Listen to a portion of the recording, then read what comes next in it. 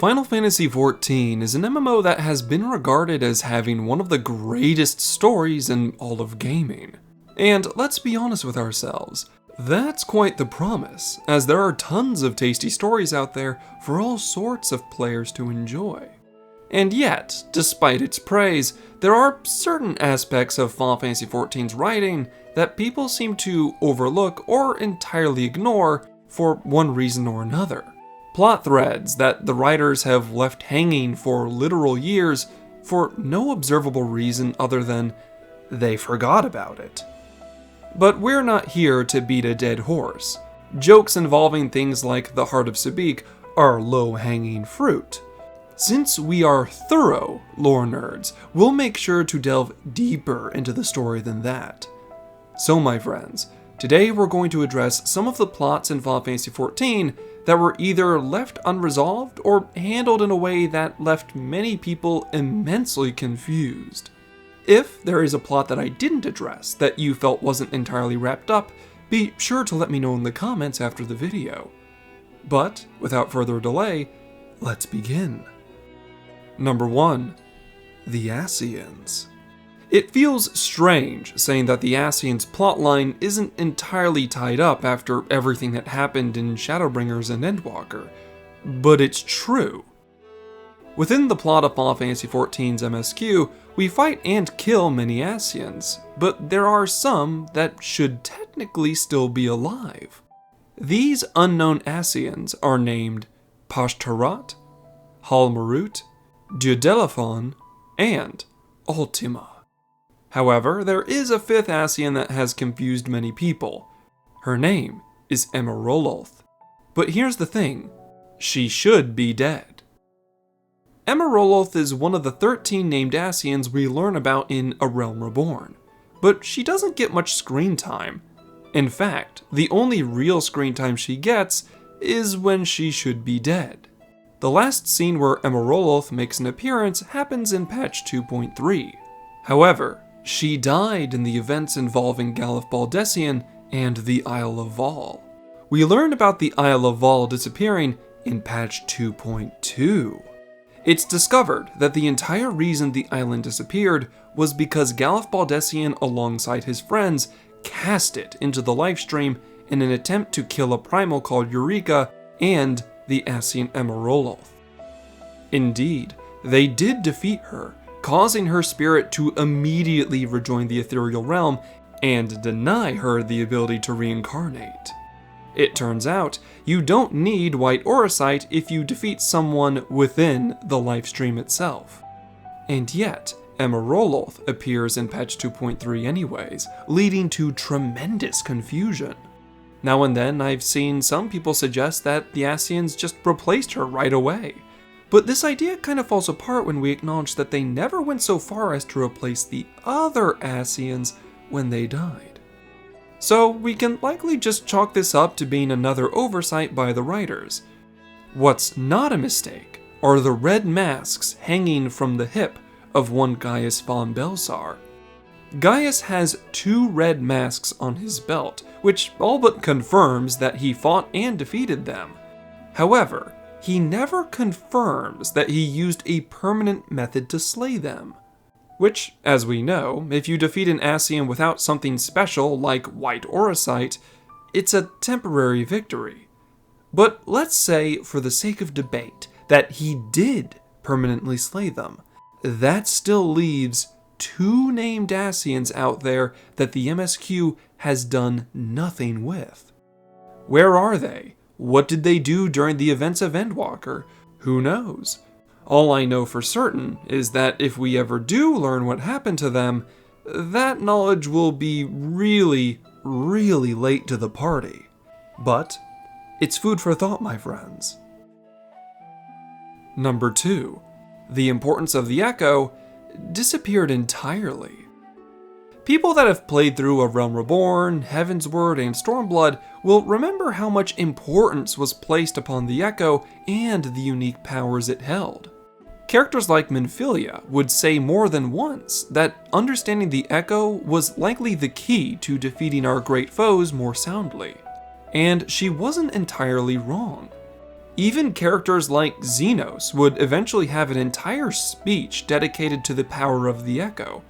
He was so envious of its might that he created the Resonance, an etheric photocopy of the Echo, just to try and take its power for himself. But after Stormblood, the Echo's importance in the story of Final Fantasy XIV seemingly disappeared overnight. Suddenly, nobody was talking about its power, despite having watched a man possess a primal with the Resonance. After the events in Stormblood, the Echo was more or less regulated to being just another plot device. It only ever really activated whenever the writers wanted the player to get a glimpse into the past for the sake of the plot. In fact, it was around the time of Shadowbringers that the focus became more about the power of the Blessing of Light given by Hydaelyn. It was thanks to the Blessing of Light that we were able to contain things like the power of the Light Wardens and so on. Not only that, but with the retconning in Endwalker giving the primal resisting powers of the Echo to the Blessing of Light, the Echo had essentially become useless. Even Xenos within Endwalker showed more proficiency with the Resonance than the Warrior of Light ever demonstrated with the Echo, which, if I'm being completely honest, is rather embarrassing for the Warrior of Light. Someone with a cheap copy of your power knows how to use it better than you do. But there you have it, my friends. The Echo was hyped up for 3 whole expansions, telling us that it was this all-important power within the MSQ, only for the Blessing of Light to more or less steal the show in both Shadowbringers and Endwalker. Will the Echo ever become relevant to the story again, or will it simply be a convenient plot device for the writers to use whenever they wish? I know what I'd want to see, but I'm more curious to see what you all think of the Echo moving forward within Final Fantasy XIV. Number 3. The Inconsistencies in some of Final Fantasy XIV's story. It shouldn't be surprising that there are things characters have said and done within the MSQ that have left some players stumped. For example, Ramuh in A Realm Reborn acts very differently from the other primals we encounter, and even has a crystal of light tied to his arc.